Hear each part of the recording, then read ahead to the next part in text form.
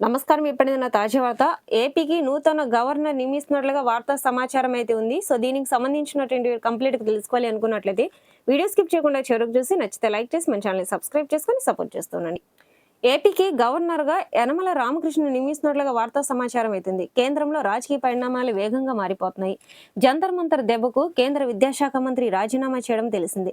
ఈ నేపథ్యంలోనే త్వరలోని మంత్రివర్గ విస్తరణ జరుగుతుందని వార్తలైతే వస్తున్నాయి. అంతకుముందు 5 రాష్ట్రాలకు కొత్త గవర్నర్ నియమించాలని కూడా కేంద్రం నిర్ణయం తీసుకుంది. ఎన్డీఏ భాగస్వామ్య పక్షాలు కీలక పాత్ర పోషిస్తున్న టీడీపీకి ఒక పదవి ఇచ్చేందుకు కేంద్రం అంగీకరించినట్లుగా తెలుస్తుంది. టీడీపీ సీనియర్ నాయకుడు యనమల రామకృష్ణుడి పేరును ముఖ్యమంత్రి చంద్రబాబు నాయుడు ప్రతిపాదించినట్లుగా సమాచారం జరుగుతుంది. యనమలకు గవర్నర్ పదవి దాదాపుగా ఖరారైనట్లుగా ఢిల్లీలో ప్రచారం జరుగుతుంది. పదవీకాలం ముగిసిన వారితో పాటుగా ఎన్నికలు జరుగుతున్న రాష్ట్రాల గవర్నర్లను మార్చాలని కేంద్రం నిర్ణయం తీసుకుంది. ఉత్తరప్రదేశ్, కర్ణాటక, తమిళనాడు, కేరళ, బీహార్ రాష్ట్రాల గవర్నర్లను మార్చనున్నారు. ఉమ్మడి ఆంధ్రప్రదేశ్ రాష్ట్రంలో కూడా స్పీకర్గా రాణించిన యనమల ఆ తర్వాత ఆర్థిక మంత్రిగా కూడా పనిచేశారు.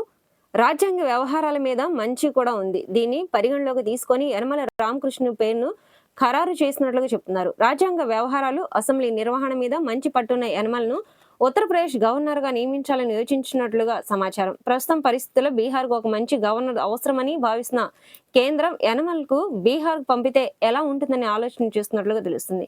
యనమల కూతురు దివ్య ప్రస్తుతం తూర్పుగోదావరి జిల్లా తుని నుంచి ఎమ్మెల్యేగా ప్రాతినిధ్యం వహిస్తున్నారు. యనమల టీడీపీ జాతీయ పొలిట్ బ్యూరో సభ్యునిగా కొనసాగుతున్నారు.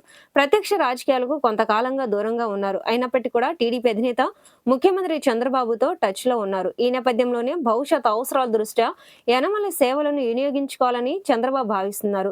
బీసీలో పట్టున్న యనమలకు గవర్నర్ పదవి ఇవ్వడం ద్వారా టీడీపీకి బీసీలో ఉన్న క్రేజ్ ను నిలుపుకోవచ్చన్నది సీఎం ఆలోచనగా చెబుతున్నారు.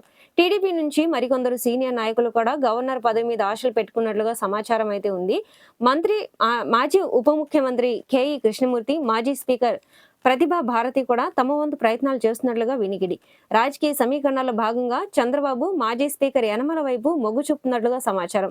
కేఈ కృష్ణమూర్తి, ప్రతిభా భారతీలకు స్థాయికి తగిన పదవి ఇచ్చి గౌరవించాలని నిర్ణయించినట్టుగా వినికిడి అయితే ఉంది.